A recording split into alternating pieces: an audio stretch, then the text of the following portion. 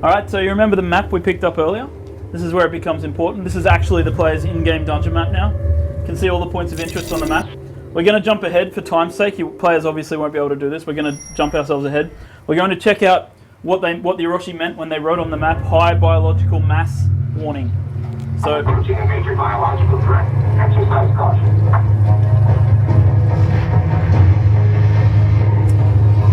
So this is the Varangian. The Varangian is one of the warlords leading the effort against Solomon Island.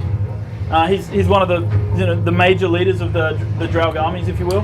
And what Varangian means, if anybody cares to do the research, it's actually a group of Vikings who were shipwrecked near Russia over 1,000 years ago.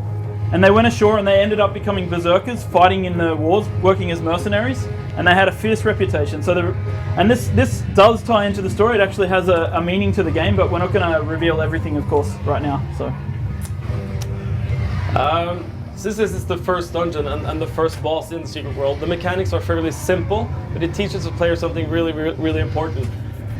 From time to time, the Varangian will wipe his aggro list and charge a random player. And then at those times, it's really important for the tank to use his taunting abilities to regain control of the fight. As we also mentioned earlier, the Drow control the zombies, and at certain points, he will vanish into the ocean and summon zombies. And it's really important for the players to get the zombies down quickly before he reappears to maintain that level of control that they need. Recommendation. Pursue threats and prevent regeneration.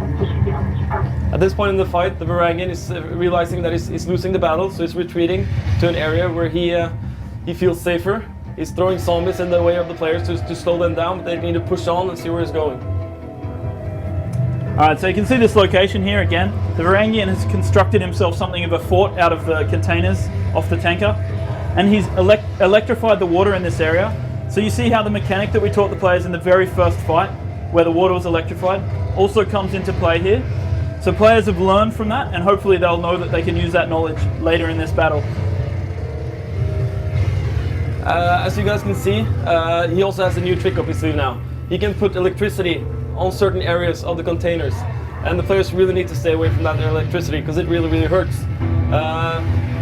So it's all about reading the surroundings, being adaptive, while still damaging him and trying to get him down. Well done, guys. Alright, so we're gonna take the pace down a little bit here. I'm going to talk a little bit about how we're including the puzzle elements of the game into our instances as well. So you may have heard about some of the ARG style stuff we've been doing outside of the dungeons, but now I'm going to talk about how it works here. So in the cinematic, the Orochi guys mentioned the fact that this might be transporting some sensitive material. The players have located a glowing green crate, and when they try to open the crate to get fat loots, they find out that they need to enter a code.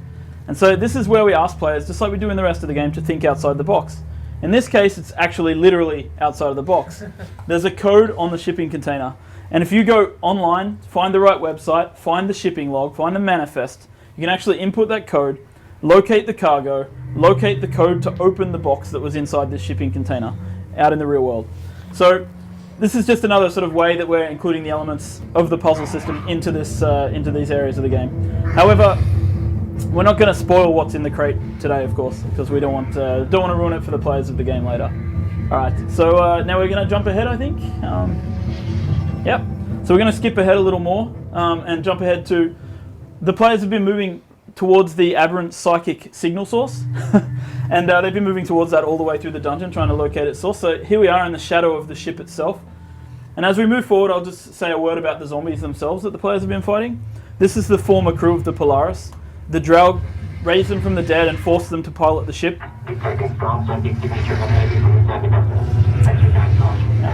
And we move forward now, we're going to progress into the belly of the beast. And just a couple of words on progression in the secret world, because this is something we're really excited about. We have two forms of character progression, both vertical and horizontal progression. Vertical progression is something players are used to, and it comes in the form of items. You get better items, you get stronger and more powerful. You do more damage, you do more healing, you do better armor mitigation, you're better at crowd controlling. But equally important is the horizontal progression. As I mentioned, the players can learn all of the 500 abilities. But learning all of those doesn't necessarily make the player more powerful. It makes it more versatile. Whenever you're presented with a challenge, there are more ways to get around it, and you choose how you want to do that. All right, so we're moving forward now, getting closer to the source of the psychic signal. We're going to find out in a minute exactly what that means. So, someone was a bit slow with destroying the pods there. All right. You've probably noticed the skill point thing ticking up as the players play. This is the currency they use to purchase abilities later in the game. Right. So this is the primordial dweller. This is the source of the strong psychic signature. This is the mastermind behind the attacks on Solomon Islands. The players are going to need to use every single mechanic that they've seen throughout the dungeon to be able to take this guy down. As you guys can see, he's still protected with that magical barrier that the players saw in the first fight. They need to counter that with certain abilities. In addition to that, he spawns this poisonous ink on certain areas. And the players need to move away from that because they will erupt from massive damage. Also, the players will now encounter the mobile pods. They will run out with exploding pods on their back and charge the players. And explode if the players don't deal with them. They either need to damage them down quickly or crowd control them. In addition to that, he also summons these octopods to defend him. They spawn in groups of 3 and 4. They also need to be damaged down or crowd controlled for the players to be successful. And as this fight continues, it gets more and more intense. More of these elements come into play.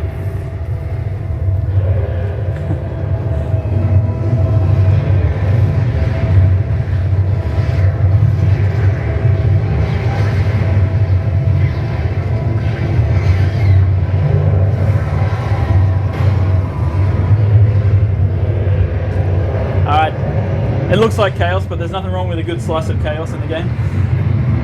The players have managed to take down the primordial dweller. And once again, just in keeping with our setting, you know, the helicopter comes in to pick them up. And they're ready to go back to civilization for a little bit of R&R. Take a break. Good work, guys. Anomaly.